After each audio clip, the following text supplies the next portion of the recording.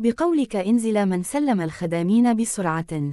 هاله سلم الخدامين ليه فيه. احمد مفيش وقت أشرح لك بسرعة وخلى الأوراق دي معاك إيديها لمحمد لو حصل حاجه. هاله أنت بتقول إيه يا أحمد؟ احمد بسرعة يا هاله مفيش وقت.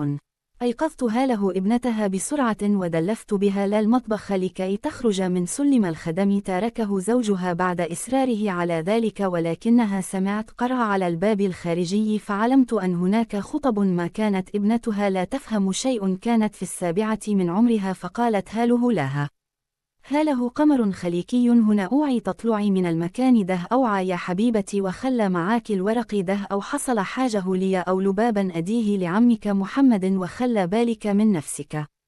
لم تفهم شيء وقتها من كلام والدتها ولكن سمعت كلامها بنصات اخفت هاله ابنتها في أحد الأماكن الغير مرئيه في المطبخ وقبلتها وذهبت إلى زوجها لتقف بجانبه حتى لو كان نهاتها هاموتها عندما دلفت هاله لا خارج المطبخ وجدت الرجال يضربون زوجها بشده فصرخت بأعلى صوت لها ولكن اطلقوا عليها النيران فاخذ زوجها يقاوم حتى وصل ليها ولكن كانت فارقت الحياة فقاموا باطلاق النار عليه هو الآخر كانت تشاهد كل شيء من أحد الزوايا المخفية كانت تبكى لما يفعلون هذا بابا وأما ولكن وقعت إنذارها على أحد هؤلاء الرجال كان غيرهم كان لا يرتدى قناعا على وجهه كان شابا يمكن أن نقول فواخر العشرينات ظلت تنظر له وهو يضحك على ما فعل بابيها وامها ويقول الرجل كان فاكر نفسه يوم ما حلف أن ياخذ بتاريخه أنه هينجح أهو حصله وخد معاه مراتة.